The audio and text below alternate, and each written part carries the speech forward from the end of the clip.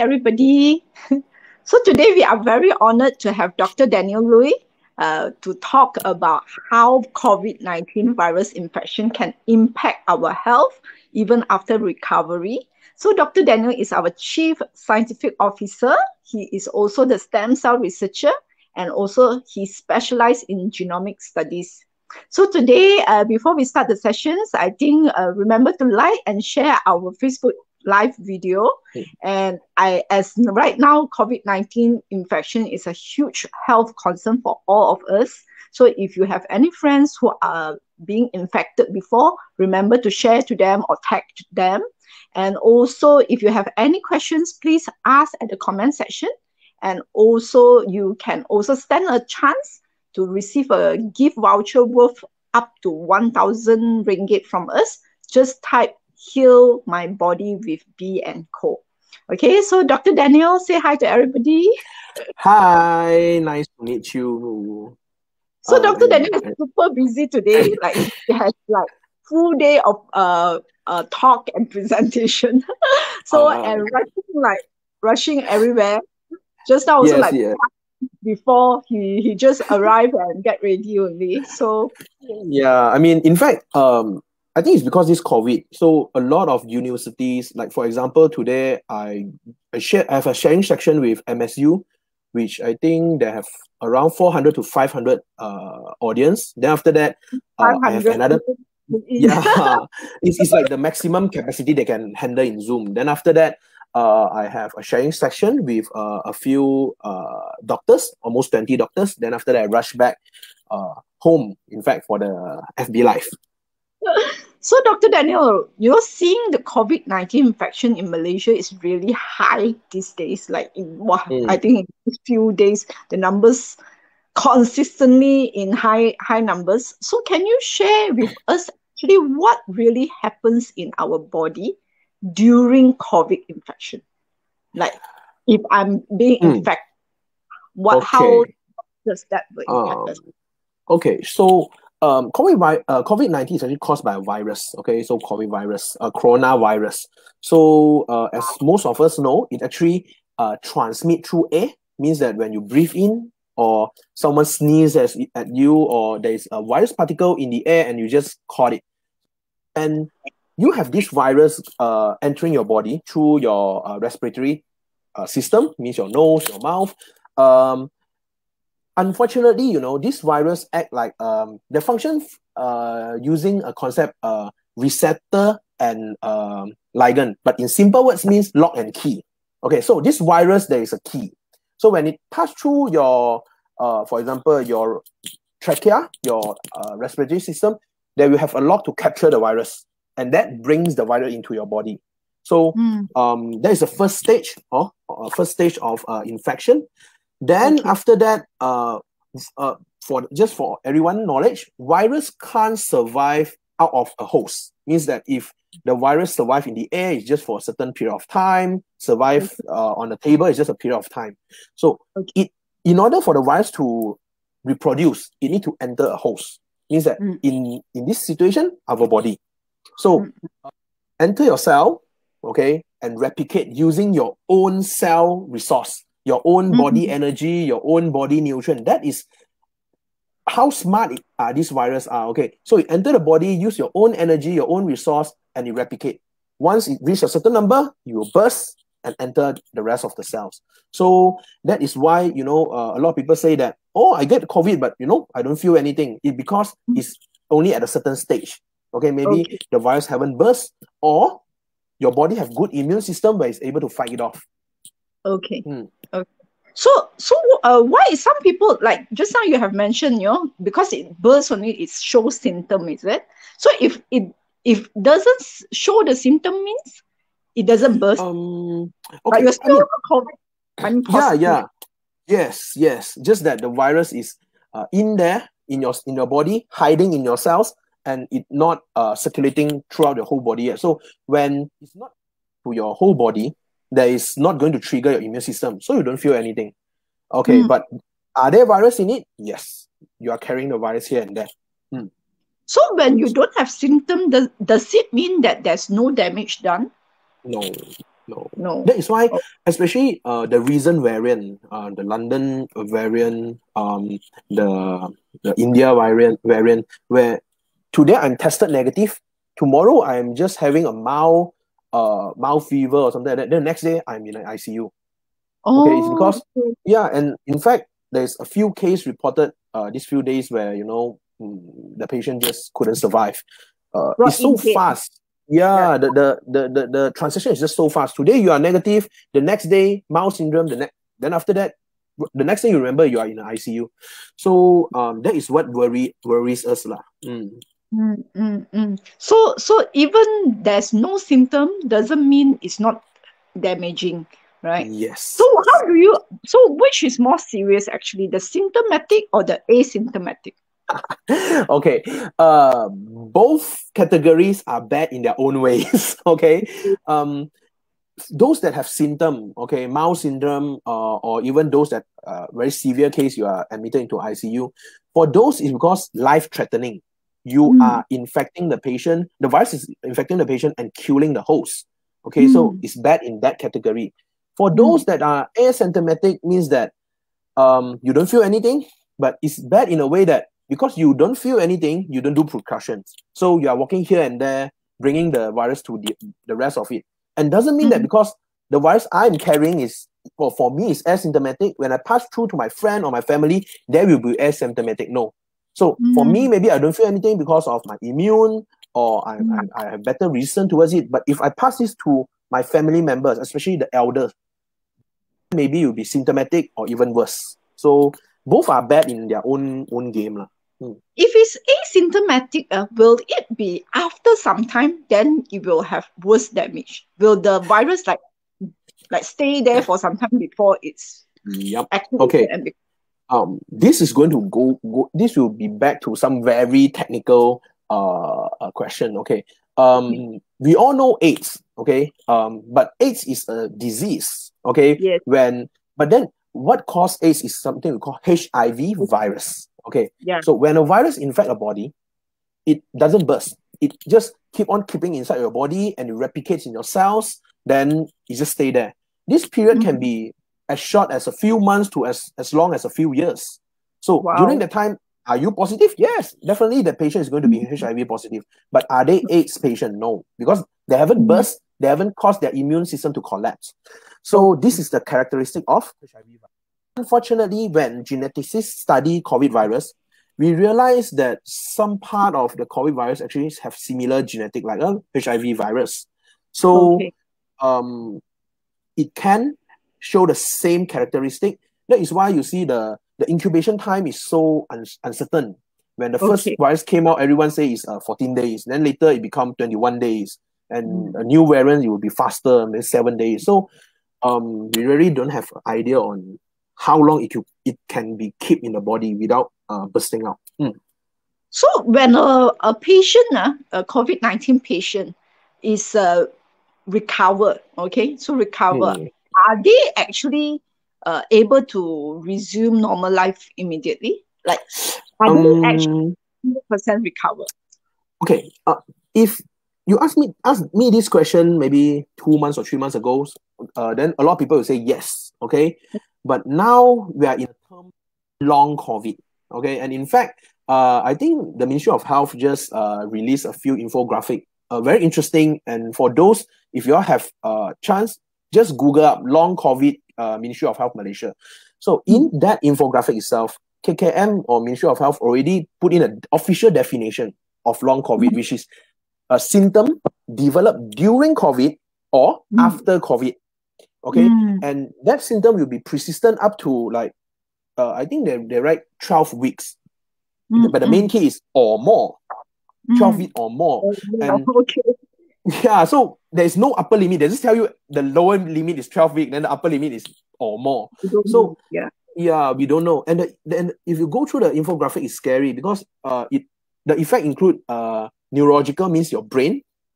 Okay, that is why you heard a lot of WhatsApp going here and there, or you see a lot of reports saying that patients have depression, hallucination, memory loss. Okay. I have a lot of customers who say they have headaches and very poor memory, and they are like not sharp not as sharp as they used to be. Yeah, I have a friend which after he get COVID, hopefully he's not listening now. He said that he lost his emotion very fast. He used to be such a good guy and a good dad, but now he just get bad tempered. Yeah, bad tempered and emotionally flux here and there. I mean, brain is one thing. Then after that, affect the lung, of course. A lot of people say that, you can see reports here and there. After coming out of the ICU, the lung is still losing 20 to 40% of function. And a lot of people say, no problem, lung you regenerate. Yes, but you need time, and you need time. And when your lung is regenerating, imagine you used to have so much of lung cells, okay, lung in your lung organ. Now 30 or 40% of them are doing it. But are you still breathing normally? Yes, you're still breathing normally, and when you don't take care of yourself, you still go to those extreme exercise, things like that. You burden the rest of the cells. And when you burden the rest of the cells, it will be burdened, you'll be tired, you will burn out, and eventually damaged and dead. So they say, I also heard that, moving forward in these 2 years, there might be a rise in lungs cancer. Because they say one of the reason cancer is also because of virus. So do you think that okay. That statement I think is okay, so far from research point of view, from the entire human, we don't see report yet. But I see a lot of review papers or research paper in a very fundamental stage where they put in COVID virus or coronavirus and normal cells. And they do see the normal cells being mutated. Okay, but that is in lab environment. But in a real human situation, may be different. And such, let's call it rumors for now, or such statement is not really, they just say it out for without any evidence. There are cancer that develop due to virus infection. For example, liver cancer is due to hep C infection. And ovary cancer is one of, so those viruses, because they enter the body, they change the genetic, so the cells go haywire and start replicate non-stop and become cancer. So if it can happen in the lung, it can happen in the liver and ovary, we don't know, we are not familiar with this virus, but it have a chance to do that as well. Understand. So other than brain and lungs, where else it will be affected? Heart, patient starts showing rhythmic heartbeat, even your skin, okay, your kidney, reproductive system, what you said. Like skin, rashes, red dots here and there. Yeah, because due to the bursting of blood vessels, things like that. So it's actually a list of post-COVID syndrome. And actually that is what we worry. Because like here you see that some of the organs in our body, you don't mind harming it a little, okay? Because this organ just recover naturally faster. For example, your muscle, you have a muscle tear, you have proper physio, proper resting, then you'll be back to action in like 2-3 weeks. Liver, it's one of the like when we do exercise, our to recover. Yes. Liver is one of the most potent cell, most active organ in our body. There's even my mother, that you can cut 1/3 of your liver, donate it, grow back, which is not totally wrong. But there are organs that is very hard to recover. For example, you can see here the brain cells. Brain cells, if you have any damage, it's almost permanent. Your kidney cells, your lung cells, of course, these cells will regenerate, yes, as long as you don't pass through the cap. Once you pass through the cap, it's very hard to reverse it. So there is a rumors that, like in WhatsApp, so many people forwarded that saying that after COVID, a lot of men has erectile dysfunction. Yes, and it's not rumors. Okay, in research paper, it doesn't mean that erectile dysfunction as in terms of performance It's more of they find reduced in sperm count. They find it infertility. Okay, so in that sense, so it's not rumors. There are research publications supporting. I think because we heard a lot of people that we know that their erection is definitely affected. Okay, and it's not rumors. It does shows in research paper and clinical paper. Okay, so better stay at home, better take your vaccine to avoid especially men. Yes. Yes. Because I think more men are being infected, right? So please, men, you all need to make sure take care of your good brother. Okay. Okay. So how can we know whether our organs are being damaged? Can we do certain screening or anything to see after I recover from COVID? How would I know how badly damaged? Okay. Clinical symptom is one. Like for example, if you don't breathe as smooth as you previously experienced, of course, something wrong with your respiratory. Yeah, your cardio, your heart. Okay. But if you say that you want to have a more scientific reading, of course, one of the ways blood screening. Okay, in a blood screening, there is a type of reading called rheumatoid factors. Means that inflammation readings, inflammation factors. Of course, when your cells are damaged, it will inflame. So by notifying that, okay, my inflammation factor is high, means that there's something wrong in your body, then you can go to have a proper screening to know that which part of the inflammation is being occurred. So when will be the best time to do this screening? Like 2 weeks after I recover, or like 1 month or 2? Okay, if you ask me, I think that is a monitoring system, because like what I say, if you get infected again, you don't know how much of the virus is burst or circulating in your body. So advice, maybe after you have your COVID, you have a regular blood check, okay, twice a year, to make sure that there's no damage or the reading is normal. And of course, damage doesn't happen just overnight. I mean, you know what doctors is claiming for multiple organ failure within a short period of time is due to something we call cytokine storm in science. What is cytokine? Cytokine is a chemical that your body release when it's damaged, or when there is foreign particles like a virus, a bacteria. And what is this?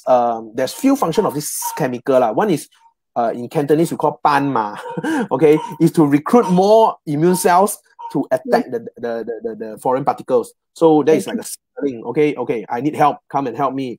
But in the COVID situation, what we realize is this COVID virus, yes, it stimulates one of your immune cell, okay, then it start to put out signal, help, SOS lah, mayday. But the weird thing is that this mayday don't stop. In the case of COVID, if you just non-stop boosting such cycle, so it will cause the virus infection. Then after that, the cells get damaged, release cytokine, more cells come in. Then after it will release more cytokine, more cells come in. Eventually, more is not the merrier. In our body, it's always about homeostasis, means that the balance situation. Having that much protein, chemical, immune going on in your body, it will eventually cause cell damage. And it will move from one organ to the other, and subsequently multiple organs. Like your immune system overwhelming and attack your own cells and your... Yes, it will cause cell death. It will go haywire. So it's not a good thing. So it doesn't mean that you have a virus and your immune system go max is the best. No. In fact, that is what causing a lot of cytokine storm and multiple organ failure in the COVID cases. Okay. So the word is cytokine storm, right? Storm. Yes. So after this, this COVID happened, maybe it takes 2 to 3 weeks to heal, right? After healing, actually, how do we heal the damage? The good news is our body actually is able to be self-healing. We have the self-healing capacity, okay? And of course, why they say elderly is more dangerous, because as we grow old, your body capacity to regenerate itself is reduced accordingly. So the good news is, if your damage is within an acceptable range, it's just like when you fall or you have any virus infection, so your body heal. But if your body, especially due to the COVID, has been damaged beyond a certain level, your healing process is going to be very challenging because it passed through something called a point of no return. So I give you an example. If a heart, okay, you know, how we assess a heart is healthy or not. One of the reading is we call ejection fraction. It means see how strong your heart can pump. So normally it's 80, 70, 80, okay, it depends. But if it drop like to 50, yes, the doctors still have ways to jumpstart it or make it healthy again. But it's dropped lower, for example, below 30. Normally, we call it the point of no return. The only way you are waiting is like a heart transplant. Okay. So, but the problem is you are not damaged. COVID doesn't only damage one organ. It damages multiple organs, which you can't have so many transplants going on. So if your damage is below the cap, yes, as long as proper resting, your body can heal. But you never know. The problem is you never know because you don't know when the virus bursts and how bad is it. Yes. Guy has this erectile dysfunction and at the point of no return. It's like, oh my God. And if this person is young, then it really affects the person's quality of life. Yes. I mean, if you're talking about lungs, then you get breathless when you do exercise, then you might not be able to do strenuous exercise anymore. Yes. And I mean, exercise is maybe people can say, okay, I pace myself down, but imagine neural damage, okay, your nerve damage, where you don't you cause you to lose feeling of a certain part of your body, or the brain damage, where you start to see illusion here and there, or you have depression. Those are the real challenges which definitely will affect your quality of life. I mean, nothing you can do. You say, oh, I don't go for exercise, but you still feel the stress. You still feel depressed. So those are the one that we are worrying. So not only physically is affected, actually mentally too, right? Like we will also have this fear of, wow, when will my body become long-term damage and things like that. There's so much fear in people as well. Okay, so what are some long-term side effects for organ damages that cannot be repaired anymore? Like what I say, body can self-heal, right? Like what condition it cannot self-repair anymore? Like what I say, some of the cells are just so sensitive and hard to grow back, like your brain cell, your nerve cell, your kidney cell. So if those damage, it will more or less be there unless you have a way to regenerate back the particular cell or that particular organ. Well, I saw a lot of clinical studies talking about regen medicine that can help regenerate. How true is this? Okay. I mean, regen medicine is a field of medicine. Okay, it's quite a new field. In fact, this field of medicine is a bit different because they will try to engage or to solve a disease or illness by harnessing the patient's own regenerative capability. In the past, I believe a lot of people has been talking, put in through surgery or through some drugs, chemical stimulation, okay? But Regen Med is a field of study where they focus on using the patient's own way of regenerating it. So how to do that? You either put in stimulation for your own body to regenerate, because when you talk about Regen Med, it's definitely or almost every time linked back to stem cell. Because our body, we have stem cell, okay, since we are young. It's a reservoir. So that is why you see when you are young, when you fall, you already have scar, okay? You once you fall twice, you still same, because your body has sufficient amount of stem cell. Whenever for example, you damage 1,000 cells, you replace 1,000 cells, no problem. But as we go older, number and quality of stem cell in your body slowly reduce, okay? So maybe I have 1,000 damaged cells, but my body only recover 500 of it. So what happens of the emptiness of the remaining 500? It will become scarring and fibrosis. Fibrotic cells. And of course... So one is scar is permanent, right? I mean, scar is dead cells. Cells are just like human. Once a human is at that stage, there's no return. Once a cell die, I don't think there's any way to bring it alive. Okay. So, but I mean, it's very... a lot of clinical studies done in Wuhan to talk about people injecting stem cell on COVID patients. And I Yes. think there is also maybe in Israel, or I mean, there's many. I also saw that you wrote an article for KKM about this as well. So how much of improvement actually these people can see? Okay. In fact, there is almost 30 clinical trials going on now, approved going on, and most of them is almost completing. Okay. This 30 is just those that completed. Okay. Those that is still running, there's a lot. In overseas, including US, Middle East, Israel, China, they are using stem cell as one of the way, especially for severely ill patient, because the patient severely ill means that it's either the cytokine storm is there damaging the organs, so you need something to stop the cytokine at first. That is the first thing. And of course, stem cell have been studied, the anti-inflammation property or the anti-cytokine storm property have been studied for years. We know that stem cell can be used to reduce the cytokine storm.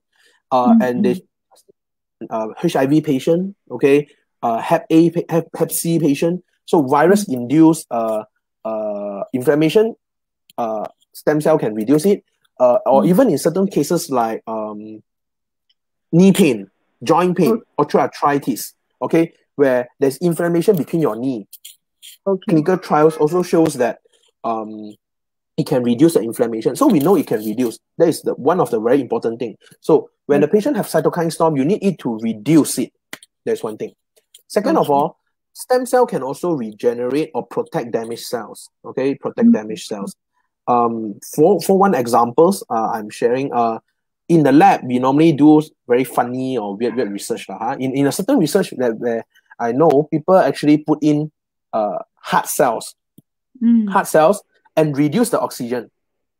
So when there is no oxygen, the cell will die eventually. So it struggles, it's stressed, it's almost dying. Then when stem cell, they realize that these cells, the heart cell is actually being more energetic. Okay, because the stem cell can even donate a lot of growth factors, or even the battery in the cell, which we call mitochondria. If you donate the mitochondria to the cells, so that the cells can live longer. So we know that stem cell can protect and regenerate damaged cells, not dead cells, but damaged cells. So I think it's because the function of stem cell is basically to balance back your immune system, which is your cytokine storm. And number two is to repair the damaged cell, right? So this is what happens in a COVID patient when they have cytokine storm. Their body body organs are being damaged. So that is what therapy are. Because a lot of people, when we talk stem cell, right, they thought, putting in stem cell, the stem cell can fight away the COVID virus. No, not that. I state, it's not. Stem cell is not an antiviral. It's not a vaccine. It's there to reduce the inflammation and to regenerate the damaged cells. So just to minimize your damage that is caused by COVID, right? Okay. So I also see there's a lot of clinical studies in 𝐥𝐨𝐧𝐠. Maybe you can talk a little bit about what is actually 𝐥𝐨𝐧𝐠. Okay. 𝐥𝐨𝐧𝐠 is something very new. In fact, I think it's just these few years the technology started to pick up. What is 𝐥𝐨𝐧𝐠? 𝐥𝐨𝐧𝐠 is actually the communication signal between cells. Okay. Like today, me and Yen, we communicate through these apps, okay, the live apps. So when I talk, you understand. When you talk, I understand and I can answer. And the audience now is listening through Facebook. Okay, so the communication.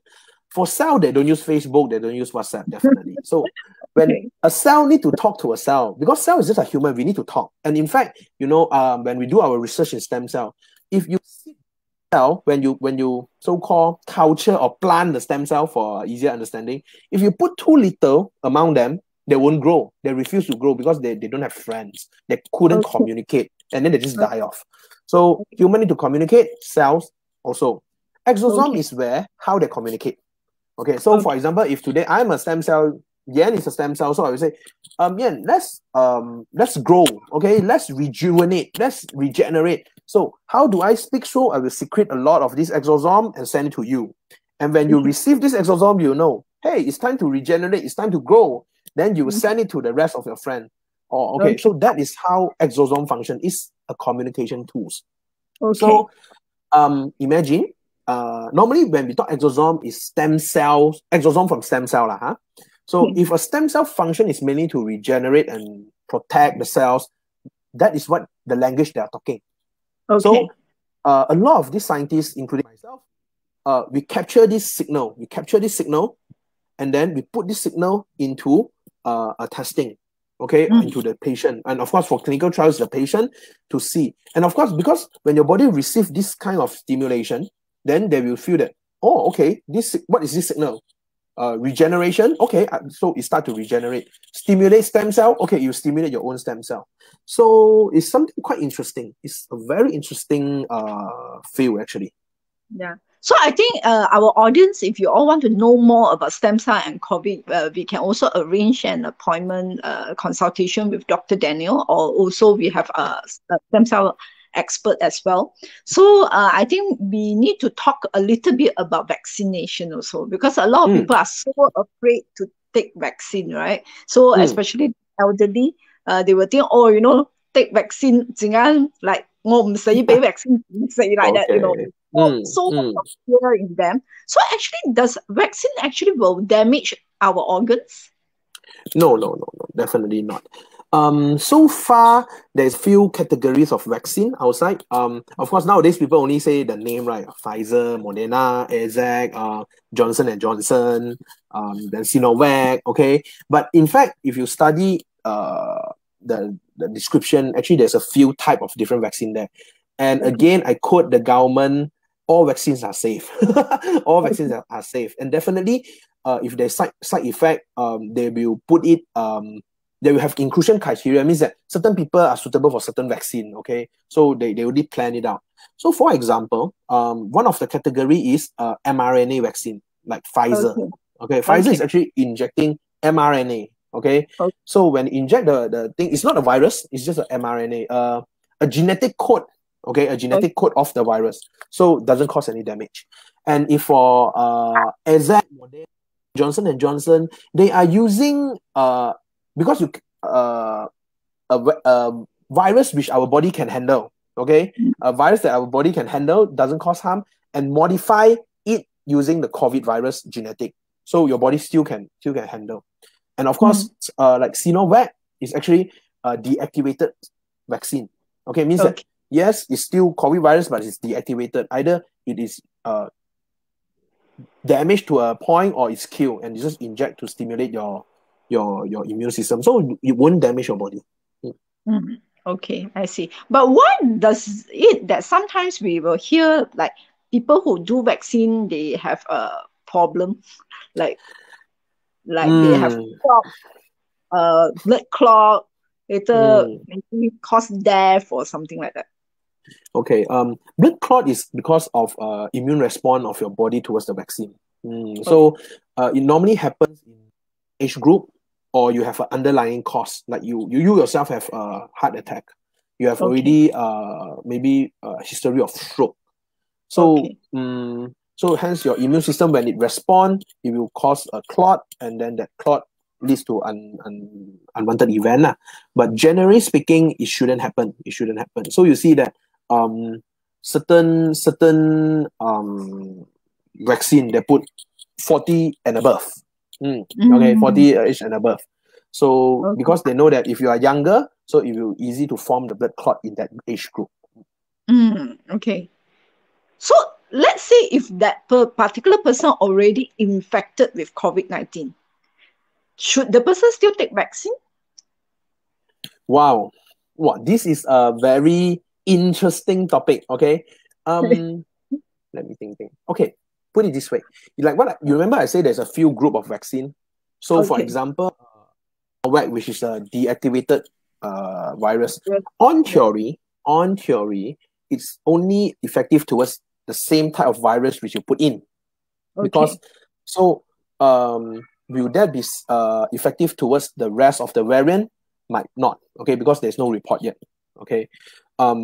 for something like Pfizer, they actually put in a genetic code of the virus. So as long as the variant, London variant, I don't know, hopefully there's no Malaysia variant, but if this variant have more or less similar genetic code like the one that we put in, it should be able to fight it off. Okay?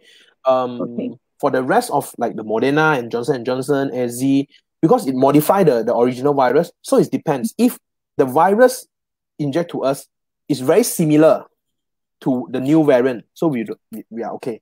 But if the virus have totally different morphology, means it looks different, genetic, then there's no protection towards it. So in fact, if you look at Pfizer, they're already putting up the next phase. Now they claim that, you know, this vaccine can cover this much variant. The next batch, they already start looking into it to cover more variant, like a booster like that. So if you are infected by COVID, actually, I don't mind you go and get it, because you never know what is the next variant coming to you. Okay, so if any of you audience have questions, please comment in the comment section. So Dr. Daniel, there's a question asking, what is the difference between stem cell and placenta? Okay, placenta is as an organ. Placenta is an organ. When you give birth, there's a placenta and there's umbilical cord.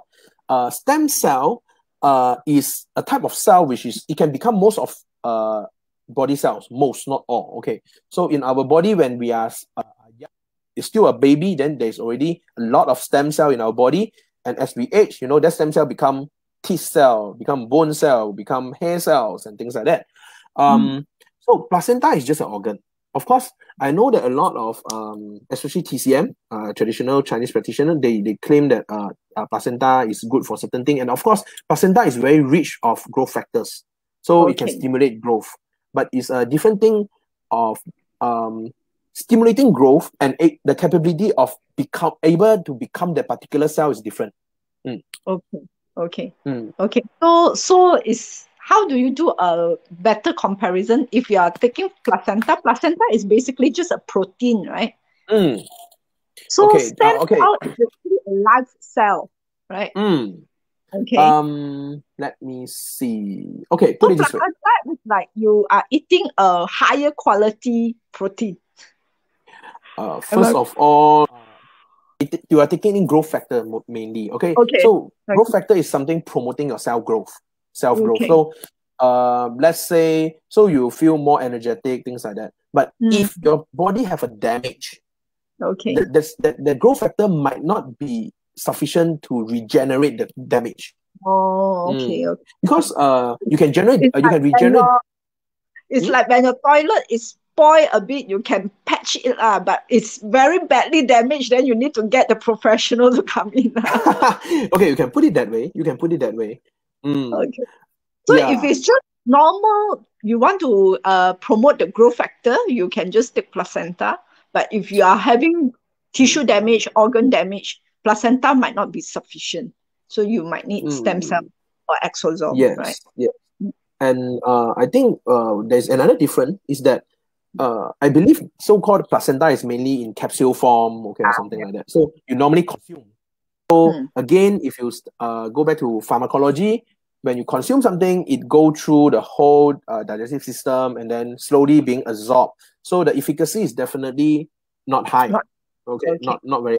Placenta injection. I don't think so.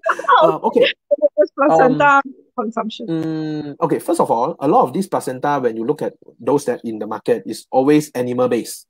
Deer placenta, sheep placenta. So those cells, if you inject into your immune cells, you remember the cytokine storm we talked earlier, when there's a foreign particles, same thing. When you put in sheep cells or sheep placenta into your blood, it will cause immune reaction. So normally it's through consumption. But so the efficacy is not much. But and also there are people who eat their own placenta, you know. Yes, I know. They will dry it and grind it into a powder, and then they will just consume it. So those are in TCM. I'm not expert from that field, but for stem cell is different. Stem cell, we don't eat stem cell. Okay, Okay. we don't consume stem cell because it's live cells. Okay, it's live cell. Yeah. So imagine if the live cell I makan go through my stomach, which the acid is 2 to 3 pH, gone. Even human is gone in that pH. Okay, so cell couldn't survive. So for most of the stem cell therapy is injection in the muscle, in the vein, or through if for the nerve, then inject in your spinal cord. They do direct injection instead of consuming, so the efficiency is higher. Understand. So if people who have so-called affected their brain, it should be through the spinal cord, is it, when they inject? Okay, this is something very technical, but since you bring it up already, okay, our body is something very great. Okay, it's created in a way that is unique and beautiful. There's something called a blood-brain barrier, okay, which actually separate our brain and the rest of the blood system in our body. The pores is very, very small, and the reason for this is to protect the brain. So if you have infection in your body, at least it won't easily transmit to the brain, because if you have damage in the brain, it's very meningitis, something is like very jialat, okay? So if you put in a stem cell, most of the stem cells, the size couldn't really pass through the blood-brain barrier. So if you talk to expert, they will tell you, okay, for brain problem, and even though you look through clinical trials report, they will say that they rather inject it through the spinal cord and it can flow to the brain. Understand. Okay, so just now I was saying that after COVID, can I resume my normal workout, exercise? If your damage is not serious, yes. Okay, so far, if we follow WHO or globally what they said for post-COVID test, it's just few things, or post-COVID care, which is actually quite sad because we now know that the long COVID is there, but the SOP to take care of post-COVID is still very primitive. What they advise is rehabilitation. You can do lung rehab, cardio rehab, okay, those kind of rehab. Then take care of rehab in Malaysia. Yes. It's supposed to be in most major hospitals, okay? Then after that, take care of your nutrient, your diet. Okay. If you have memory problem, go memory training and slow down your pace. It's just four, nothing more. So again, what is the four? Rehabilitation. Rehab, Rehab. Nutrition. When you say nutrition, take care of what you eat. Like what type of nutrition? They just ask you to have healthy food, certain like reduce inflammation, high antioxidants. Yes. Those kind, so that they're just doing what they can. Then memory training or thought training to make sure that you keep your mind sharp, and then slow down your pace. So it's actually don't be so active, but none of that really settle or can help in the damaged cells. It doesn't help to regenerate back, right? It's basically to minimize further damage. Because if you do very strenuous exercise, you might further it, right? Yes. So that is the post-COVID care you have now. So better take care. Yeah, so for all the audience that is listening tonight, actually we also have nutrition advice for post-COVID. So if you all are interested, you can also make an appointment with our nutritionist to talk about post-COVID nutrition as well.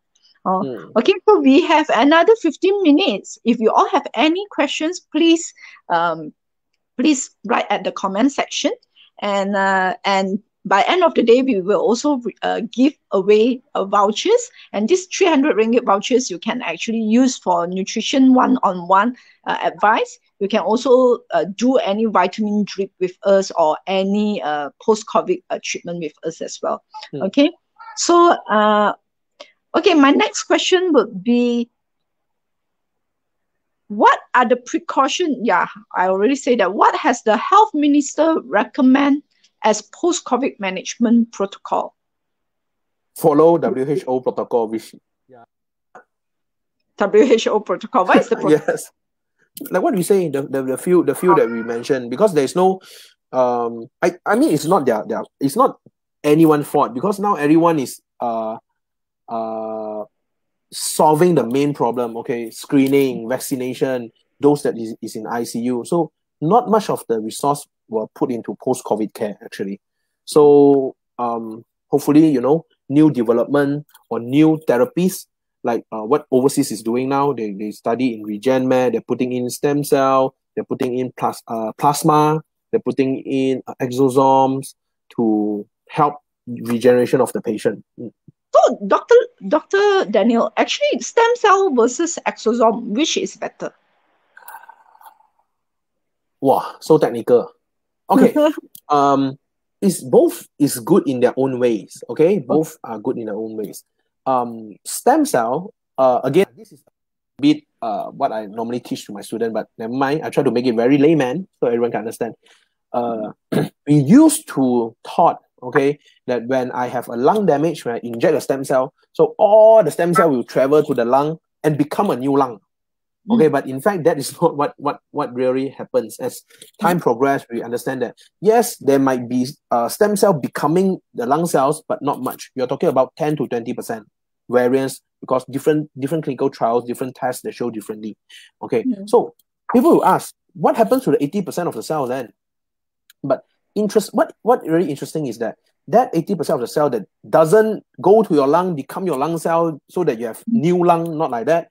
Those 80% of the cells actually secrete a lot of growth factor, exosome, cytokine to boost your body so that it recover itself. So you see, that takes time. So immediately we should do exosome first, right? If it's a person who already or secretome, yes. Post-COVID. Because you don't have time for the cells to slowly secrete all those things. So what happened is those clinical trials, they will put in high dosage of exosome or growth factors, and then let the organ rejuvenate. So and that is basically right after COVID, it should be immediately do exosome, but stem cell is basically for a more longer healing, sustainable, because a more sustainable regeneration. And in fact, because exosome is more versatile, it's not live cell, so you can make a lot of things with it. For example, my team is actually investing into using exosome as an eye drop. Okay, for eye problem. With I think 5 different universities, we are combining all our resources for this. I saw a publication and the clinical trials. It shows effect where they use exosome and put into a nebulizer. So you can just inhale, and it's more direct, because when you put into the bloodstream, the second thing different is that because exosome is not live cells, so when you inject to the body, you don't know where it goes. It can travel multiple places. Stem cell, yes, it will be attracted by damaged cells and go there. We call it a homing effect, so you can predict. But exosome, you can't. So exosome is more suitable for like they develop into inhale. So you just inhale, it will straight go through your respiratory system and to the lung. And results show positive for that clinical trials and published already. So that is also... Dr. Daniel, I think a lot of them, I say, when can we have this nebulizer? I need to talk to my research team. Okay. So, so the final question would be, after doing this stem cell therapy or exosome, what are the effects that you can feel, that you can see? Okay. Again, like what I say, you see, when you have damaged organ, you definitely have a report because there must be a definitive of when you have lung damage. Okay, so when you have this lung damage, your reading is like this. Most of the time, if you do treatment, this is based on clinical trials result. Then they will, for example, the lung one, they have problem. And after they realize they put the patient through a 6-minute walk and realize that patient undergo therapy actually walk longer, walk faster compared to the one that put in empty saline. That's one thing. Second, what they realize is the acute period reduced. For example, if those that are in ICU is normally, you normally see people being released from the ICU after 14 days or 15 days. But I think this is a US clinical trials where they realized putting in stem cell, the acute period reduced half. So Wow. week, then they are discharged. Yeah, this is a US clinical trials. So you see that is what you're going to feel. But of course, if patient have no damage, okay, or you don't see the damage yet, then the effect you feel more energetic, most probably. Okay. Most energetic. Okay, so right after you have recovered from a COVID, do your screening, do your treatment, and then you do your screening again, most probably you will see the effect of stem cell or exome therapy. It's supposed to be like that. So you are more systematic, just like how a clinical trials is planned. You need to have before compared to after. So if our audience would like to look into more clinical trials, how do they search for these clinical trials? Because you say there are 30 that is completed, there are more that is still ongoing. How can they search on these clinical trials? I have all the papers. For those audience, if you are interested, you're just PM Beauty & Co. I will send them the file. So you're I'm not I will prepare the archive. If you're interested to look at all the white papers. But the good thing is, me and my team, actually, we realized this. A lot of audience being misled or patient being misled is because they don't go through the full research paper or clinical paper. It's too long. Okay. So what happened is, I believe in future, we should put into more infographic. I like what you did today, where you put down simple graphic during the presentation, because when general public look at image, they understand more. As long as the image put up is properly designed and is with scientific support. Okay, you don't draw a cell going in, then you become a Superman. Okay, as long as not those kind of cartoon, but a real scientific thing like what your team is done is great. It's great, and I think more people should do that, where they transfer scientific knowledge into graphics so that more people can understand it. But still, for those one paper, the thick paper, I will send to Beauty & Co. Okay, sure. Dr. Daniel, there's one question from our audience. She said that she has leukemia previously, immune system overactive leukemia cancer last time. And if she takes the vaccine, will it trigger the cytokine storm?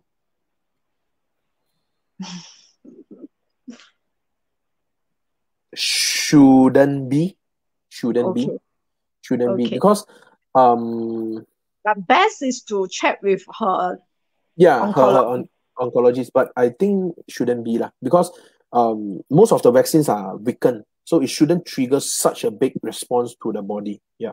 Okay, but I mean, she better check with previously, I don't know how long, how many years, is it in deep remission or something like that, or what is her current medication. So I think it's better to check with her doctor. Yeah. So I think if you want to get some opinion from Dr. Daniel, you can PM us so that Dr. Daniel can know more about the details of your disease. And of course, it's always good to check with your previous doctor, because your doctor will know your condition better. Just getting a second opinion from Dr. Daniel will be also good. So I think today we have a very, very informative sessions with Dr. Daniel. And if you still have any questions, you can still leave a message below, or even send us a Facebook message. So we will attend to your questions after this. And before we end today's sessions, we will pick 2 lucky winners from the floor to win 300 ringgit treatment voucher from B&Co Clinic. So this treatment voucher can be used to redeem any treatment from B&Co.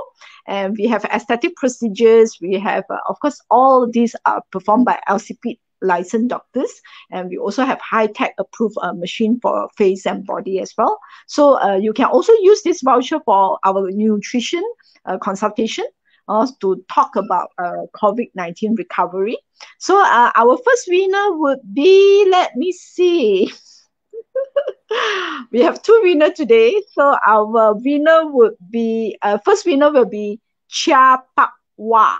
Okay? And second winner will be 𝐥𝐨𝐧𝐠. So Ellie, please type in our comments so that the winner know that they are they win today's Facebook Live voucher. Okay. So, Dr. Daniel, any final say before we end today's sessions? Take care of yourself. Okay. Go through all the SOP because it's very important. And I mean, everyone thought that, it's just a very short recovery. Actually, not. What COVID can bring you after even you being discharged from the ICU, or you feel that you'll recover, actually is much more than that. So you need to take care of yourself, and hopefully there is new therapy that can help those that is in a regenerative. Like what we already have a lot of research overseas, is just see when we transfer the knowledge or technology to Malaysia. So, Dr. Daniel, is there any prediction that how soon we can fight over this war? It's been very, very tired for us for more than a year, and the numbers is higher than 1 year ago. What is your prediction? I mean, this is a problem of mRNA virus. The base of it mutates very fast, but mutation goes two ways. It can be mutating to be more vigorous, more aggressive, like we see we have the London one, the India one. But there is also a chance where it mutate and become less aggressive, like how SARS virus slowly die off, H1N1 slowly die off. So hopefully with the vaccination program, to build a herd immunity, and the way that it mutate actually slow down or reduce the aggressiveness, then we can see the future soon, hopefully.